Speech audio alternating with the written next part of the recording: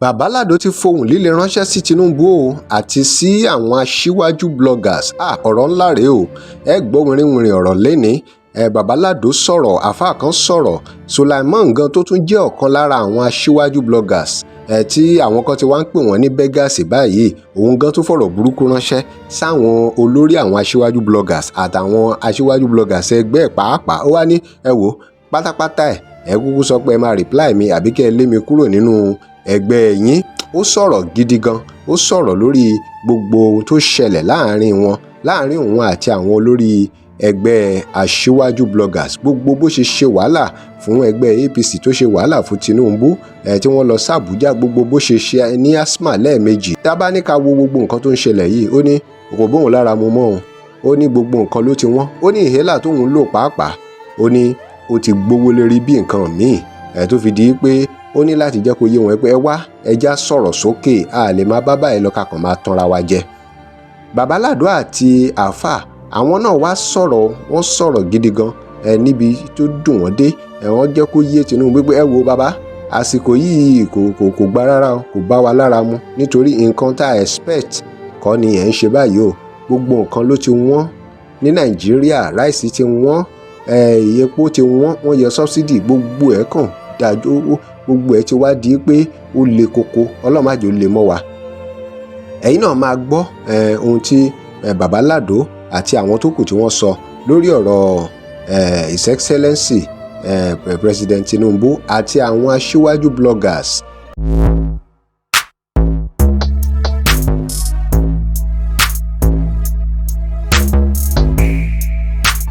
Welcome to Crossblog X TV. Remember to like, share and follow us. Babalado tiẹ̀ ń sọ lápá ibìkan pé ìgbà kan tiẹ̀ wà tóun wà lára, àmọ́ òun discover pé òun ò lè máa continue báyìí o.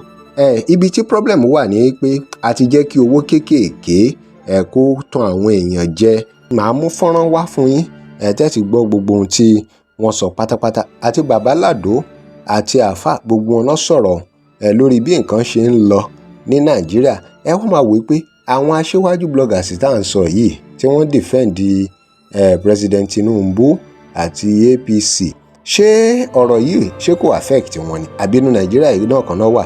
Nígbà tí mo máa ṣe dáadáa tó bá lọ rí wa lẹ́fà sẹ́yìn bọ́. Àwọn èèyàn bọ́ sọ pé ìgbà mélòó ló ti lò, kí ni traces pé ló dáa, kí ni traces pé ara máa dẹ̀rẹ̀ kò yùn, bàbá ara ni wá. Àwọn èèyàn sọ́fà ní wọ́n ti gbówó lórí gan. Ẹ máa yọ ta rice, ẹ máa yọ ta ìrọ́, oríṣiríṣi ló ṣẹlẹ̀. Ẹ̀yin Asiwaju Bloggers, ìlú bá sùn ní yín, ẹ fẹ́ sọ̀fò dànù. Ṣé ẹ mọ̀ pé mi ò bá yín dà Àbújá yìí lọ jẹja? Mi ò bá yín wọ plane, mi ò bá yín wọ apàtmẹ́ǹtì dá ìwé yànmùyànmù jọ́gì ní àná bí ọmọ tí ó rọ̀ lárí. Bẹ́ẹ̀ ni ẹ wo bí dẹ́wọ̀ apàtmẹ́ǹtì lẹ́wà láìsí pé wọ́n fún yín lé. Tẹ́lá lè jáde ẹ fẹ́ dá Àbújá lórí ó sọ̀fò dànù. Ẹ gbọ́n nǹkan tí mo fẹ́ sọ. Ẹ̀yin àfáàyè náà, wọ́n ti fẹ́ sí o, wọ́n ti fi bò wá lójú. Àwọn ìjọba tó yẹ kí gbogbo wa dojú kọ àwọn ń jálò lórí ẹ̀sìn àjálò lọ́ra ajá ìyẹn láfẹ́ jẹ ẹlòmí òkú kò sí wàhálà. Ọdún mẹ́rin nífẹ̀ẹ́ pé bàbá Tinubu kẹta ti fún wa ní àkẹtọ ànàtọ̀tọ̀. Asiwaju Bloggers tó fi lórí mewolaka tó drive ní yọ sí ọ̀rọ̀ ti kàn yín báyìí. Mẹ́wò wá ń bí. Wọ́n ní ẹ fẹ́ ra ọkọ̀ ojú omi 5.5 billion naira. Ọ̀rọ̀ lẹ́ ń gbọ́ lẹ́nu Babalado yẹn o. Babalado ló sọ̀rọ̀ yẹn o lórí 5.5 billion naira yacht tí president fẹ́ rà. Bẹ́ẹ̀ àwọn kan wọ́n dẹ̀ sì tún support, wọ́n defend irú nǹkan báyẹn. Àdẹ̀sọ pé Nàìjíríà fẹ́ tẹ̀síwájú. Òun ló fà á tí ẹ fi gbọ́ tí Babalado tó ń yarí lọ́tún ló sì tún fohùn líle ránṣẹ́ sí Asiwaju Bloggers àti president Tinubu fúnra wọn. Bá a bá fẹ́ kí kọ́ńtà èkó tẹ̀síwájú, ṣé bá a ṣe fẹ́ máa bá lọ rè, bá a ṣe fẹ́ máa náwó yàfùyàfù rè, tí subsidy wà ń bẹ̀, lọ́dọ̀ ti yẹ subsidy kúrò tẹ́pọ̀ tí wọ́n ráìsì tí wọ́n ti gbogbo ẹ̀ tí wọ́n gbogbo. President Bola Ahmed Tinubu àkókò ní òtún anybody lára. Àwọn tí ẹ jẹ́ politician kọ̀ọ̀kan tí ń sàánú mẹ̀kúnnù wọ́n aráàlú ṣe ló wọ́n náírà kùnì kábà. Àwọn yóò pa àwọn kan táwọn akẹ́ lè pè lọ́wọ́ kan bẹ́ẹ̀ pa gbowó ní ìsìn wọn gba gbowó. Onídìí lọ́sọ̀ ní ẹtúmọ̀ sí pé kò tù ó láàrin rẹ̀. President Bola Ahmed Tinubu àdéhùn tẹ báwa ṣe kọ́ni lẹ́yìn. Gbogbo ayé lè fi ń pa ebi ń pa mẹ̀kúnnù ó ń polówó ó ń polówó ó ń polówó owó káwọn ti sọ̀rọ̀ àfà tá a gbẹ̀sẹ̀ láti ẹ̀kọ́ náà ní sọ̀sálárì wa ẹ̀rẹ́ ti gbé àdìjẹsà òní ìsá ìlànà ìsá ẹni ọba ní ìlara ọlọ́run dúró ní. ọ̀rọ̀ tí Sulaiman náà sọ lórí àwọn aṣíwájú bloggers gbogbo nǹkan tó ṣẹlẹ̀ láàárín wọn gbogbo bí wọ́n ṣe ń tanra wọn jẹ. ìgbà tí mo kọ́kọ́ ṣe fídíò kan nípa mi crowd lórí asthma mi lórí condition mi ìkànnì àwọn members Asiwaju Bloggers share fídíò nick fídíò mi wọ́n share sórí group. I was expecting feedback mi gbọ́ kankan. mi tún ṣe second video mi tún send voice notes sínú group bí a ṣó yẹ kẹ́ máa ṣe báyìí kíní kan mi gbọ́ result kankan láti orí Elizabeth Obala which is the leader of the Asiwaju Bloggers Nigeria títí dórí second in command legacy pẹ̀lú emir ọkọ̀ọ̀lọ́mọ mi gbọ́ result kankan wọ́n fẹ́ sọ kíní kan fún yín.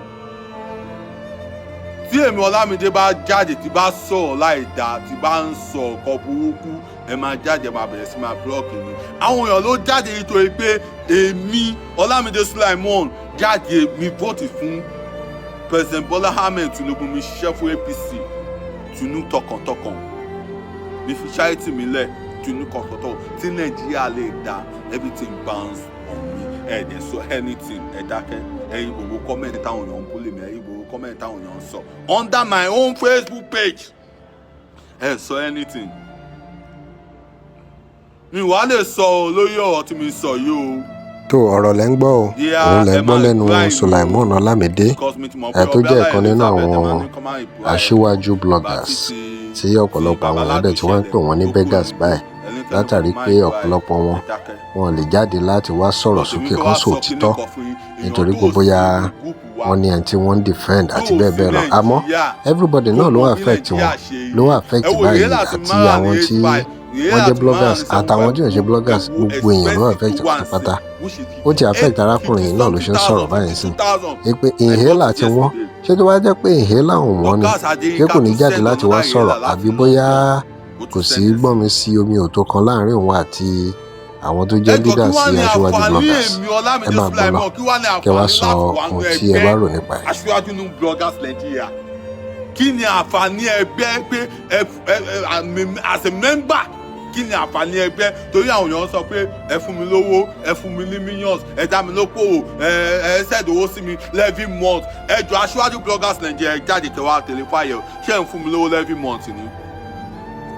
ẹ̀yin lẹ sọ pé ká jáde ká máa sọ ká máa defend Asiwaju ká máa sọ lórí péjọ ká máa sọ lórí pé tá a bá jáde ká bá ń defend Asiwaju bí ìlú ṣe hot tó yìí èmi tí mi ní security tó yẹ pé wọ́n máa mú freely ni mi ní wá lè ní freedom káàkiri mọ́ àwọn kan àwọn tó lẹ́pẹ́ ara ń kan ẹ̀yin náà ó yẹ kó ti yé yẹn mọ bí ẹ mọ ọkọ tó ń ṣẹlẹ̀ ní Nàìjíríà but I believe ìfọ̀ tí Asiwaju Bola Ahmed tó bọ́lẹ̀ lórí ipò yẹn Nàìjíríà máa wà okay I believe. ọ̀pọ̀lọpọ̀ èèyàn ló ti wà disappointed lórí ọ̀rọ̀ yìí pẹ̀lú bí nǹkan ṣe ń lọ nílẹ̀ Nàìjíríà lásìkò lóòótọ́ àwọn kan sọ pé yẹn ó ti bàjẹ́ kí President Tinubu tó débẹ̀ nǹkan kan bẹ́ẹ̀ yẹn àmọ́ ṣé wàá le tó yìí ni. drop comment and remember to like, share and follow us. Thanks for watching. So the best option náà ni kí everybody come out láti sòótọ́ sọ bí nǹkan ṣe rí gangan kí tẹ̀síwájú lè wà. gbogbo ọ̀rọ̀ yìí gbogbo wa ló kàn pátápátá bóyá o jẹ́ Asiwaju Bloggers o bóyá o kì í ṣe Asiwaju Bloggers o kí wá ní kókó kí ni èrè wa tí a bá lè sòótọ́ ká sọ̀rọ̀ sókè kí gbogbo nǹkan lè tẹ̀síwájú ká lè mọ ibi tá à ń lọ àbí báyìí la ṣe fẹ́ máa bá lọ. Remember to like, share and follow us. Thanks for watching.